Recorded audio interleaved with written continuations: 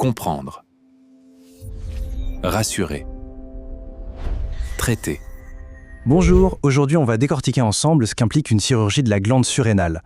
L'idée c'est de rendre tout ça beaucoup plus clair et de répondre aux questions que l'on peut se poser face à cette situation. C'est normal, une intervention chirurgicale, ça soulève toujours pas mal d'interrogations, parfois même des inquiétudes. Le but ici, c'est justement de transformer cette incertitude en compréhension.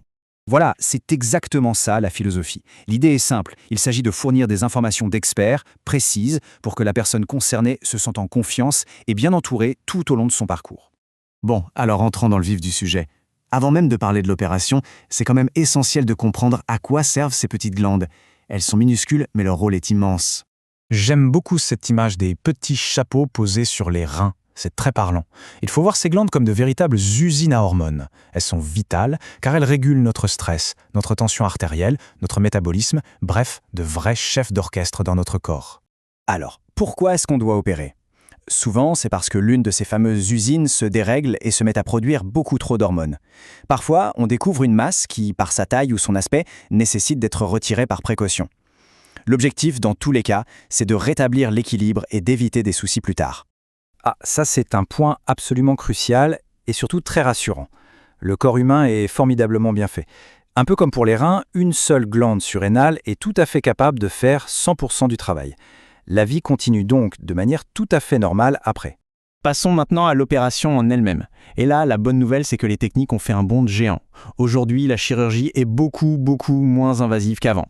Ce petit tableau résume parfaitement le progrès. On est passé de la chirurgie dite ouverte, avec une grande cicatrice, qui est devenue vraiment exceptionnelle, à la norme actuelle, des techniques mini-invasives. On parle de 3 ou 4 toutes petites incisions. Forcément, ça change tout pour la récupération. Et concrètement, qu'est-ce que ça veut dire ?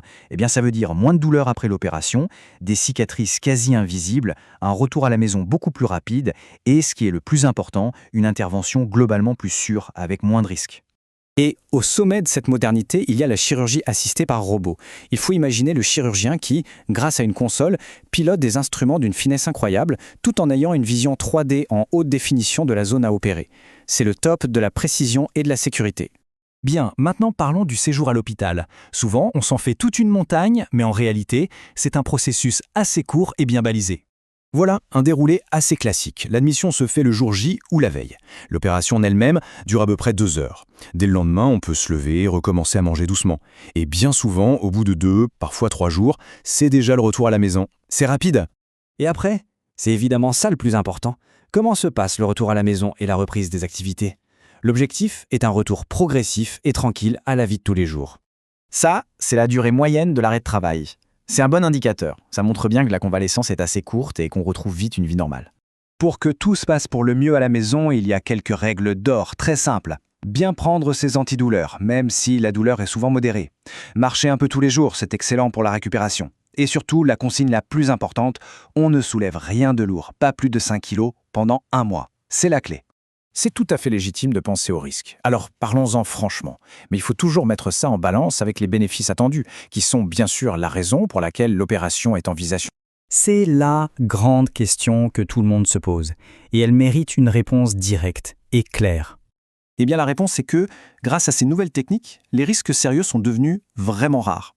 Bien sûr, le risque zéro n'existe jamais en chirurgie, mais on peut dire que la balance penche très largement en faveur des bénéfices. Et voilà pourquoi on opère. C'est pour voir disparaître les symptômes, pour que les bilans sanguins redeviennent normaux, et au final pour une chose toute simple, une vraie amélioration de la qualité de vie au quotidien. C'est ça l'objectif. Ce message résume parfaitement l'approche moderne de cette chirurgie. La sécurité avant tout, une récupération la plus rapide possible et un suivi personnalisé. Parce que bien comprendre, c'est déjà le premier pas vers le rétablissement.